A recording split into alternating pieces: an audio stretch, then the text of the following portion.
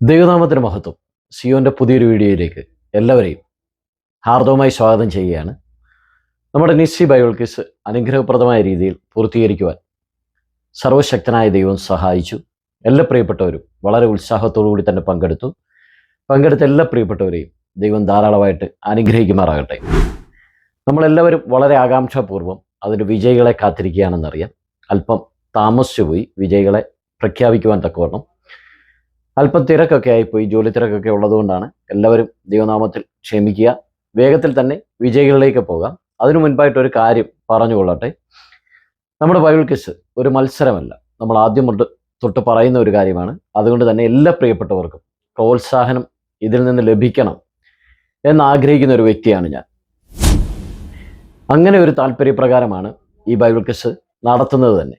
അതുകൊണ്ട് നിങ്ങൾ പൂർണ്ണമായി ബൈബിൾ ക്വിസിൽ പങ്കെടുത്തു കഴിഞ്ഞാൽ തീർച്ചയായിട്ടും നിങ്ങൾക്കും ഒരു പ്രോത്സാഹന സമ്മാനം ലഭിക്കുന്നതാണ്.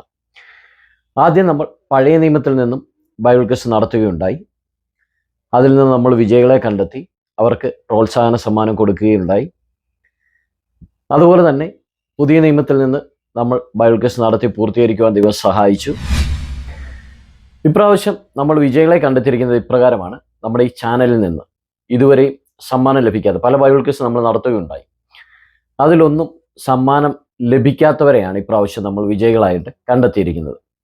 സമ്മാനം ലഭിച്ചവരെ മാറ്റി നിർത്തിക്കൊണ്ടാണ് വിജയികളെ തിരഞ്ഞെടുത്തിരിക്കുന്നത്. അത് പ്രത്യേകം പറഞ്ഞുകൊള്ളട്ടെ. നിങ്ങൾ ഒരുപക്ഷെ നിങ്ങളുടെ മാർക്കൊക്കെ കൂട്ടി വെക്കുമ്പോൾ ഒരുപക്ഷെ നിങ്ങൾക്കൊരു സംശയം തോന്നാം, ഞാൻ വിജയി ആയില്ലല്ലോ എന്ന്. അതുകൊണ്ടാണ് നേരത്തെ ആ കാര്യം പറഞ്ഞത്. ഞാനത് പറഞ്ഞില്ലെങ്കിൽ ഒരുപക്ഷെ നിങ്ങൾക്ക് തോന്നും എനിക്ക് ഇത്രയും മാർക്ക് ഉണ്ടായിട്ടും ഇത്രയും വിജയിയായിട്ടും എനിക്ക് സമ്മാനം ലഭിച്ചില്ലല്ലോ എന്ന്. അതുകൊണ്ടാണ് മുൻപേർ ഈ കാര്യം പറഞ്ഞത്. എല്ലാവരും ദൈവവചനം പഠിക്കണം, വളരെ ഉത്സാഹത്തോടെ പങ്കെടുക്കണം. ഒരു മത്സരം എന്നതിലുപരി ദൈവവചനം പഠിക്കണം എന്ന ആഗ്രഹമാണ് നമ്മുടെ ഈ ബൈബിൾ ക്വിസ് കൊണ്ട് നമ്മൾ ഉദ്ദേശിക്കുന്നത്. അതുകൊണ്ട് ഇതുവരെ നമ്മുടെ ചാനലിൽ നിന്ന് സമ്മാനം ലഭിക്കാത്തവരെയാണ് ഈ പ്രാവശ്യം നമ്മൾ വിജയികളായിട്ട് തിരഞ്ഞെടുത്തിരിക്കുന്നത്. അവർ ആരൊക്കെയാണെന്ന് നോക്കിയാലോ. ഏറ്റവും കൂടുതൽ മാർക്ക് നേടി വിജയിയായിരിക്കുന്നത് സിസ്റ്റർ സുനിത ഷാജി. രണ്ടാമതായി വിജയിയായിരിക്കുന്നത് ബ്രദർ ജോർജ് ടി ജി. മൂന്നാമതായി വിജയിയായിരിക്കുന്നത് സിസ്റ്റർ ആശ എ. പ്രോത്സാഹന വിജയികൾ ആരൊക്കെയാണെന്ന് നോക്കിയാലോ. Sister Lissy Vincent, sister Anusha Shihabuddin, sister Praveena Sunil, sister Reni Sam, sister Beena Bose, sister Sally Joseph, sister Premkumari. വിജയികളായ എല്ലാവർക്കും അഭിനന്ദനങ്ങൾ.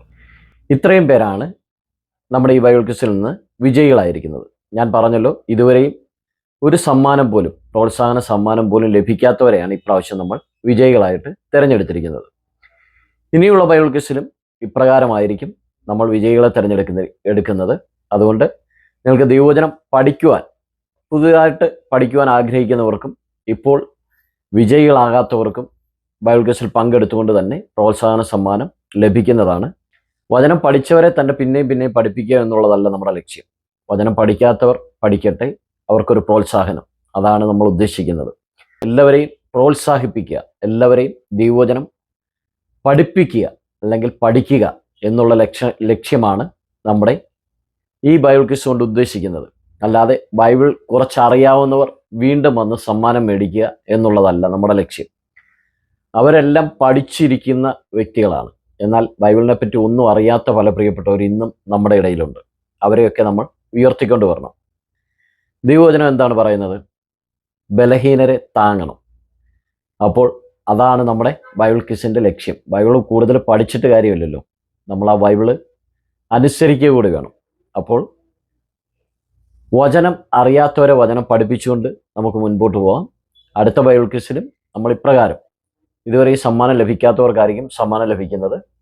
അതുകൊണ്ട് നിങ്ങൾക്ക് ദൈവവചനം പഠിക്കുവാൻ ആഗ്രഹമുണ്ടെങ്കിൽ തീർച്ചയായിട്ടും നിങ്ങൾക്ക് ബൈബിൾ ക്വിസിൽ പങ്കെടുക്കാം. നിങ്ങളെ മാറ്റി നിർത്തുകയൊന്നുമല്ല. എല്ലാവർക്കും ദൈവവചനം പഠിക്കുവാനും ബൈബിൾ ക്വിസിൽ പങ്കെടുക്കുവാനും ഒക്കെയുള്ള അവസരമുണ്ട്. ഒരുപക്ഷെ ഞാനിടുന്ന വീഡിയോയ്ക്ക് ചിലപ്പോൾ വ്യൂസ് കുറയും. അതൊന്നും എനിക്കൊരു വിഷയമല്ല. ദൈവവചനം ഒരാൾ ഉത്സാഹിച്ചുകൊണ്ട് പഠിക്കണം എന്ന് ഉത്സാഹിച്ചുകൊണ്ട് ഒരാൾ പങ്കെടുത്താൽ അത് തന്നെ വലിയ കാര്യമായിട്ട് ഞാൻ കാണും. എല്ലാവർക്കും സന്തോഷമായെന്ന് കരുതുന്നു. എല്ലാവരെയും ദൈവം ധാരാളമായിട്ട് അനുഗ്രഹിക്കട്ടെ. ഇപ്പോൾ ഈ വിജയികളെ പേര് പറഞ്ഞല്ലോ, അവരൊക്കെ എൻ്റെ വാട്സപ്പ് നമ്പറിൽ ഒന്ന് കോണ്ടാക്ട് ചെയ്യുക.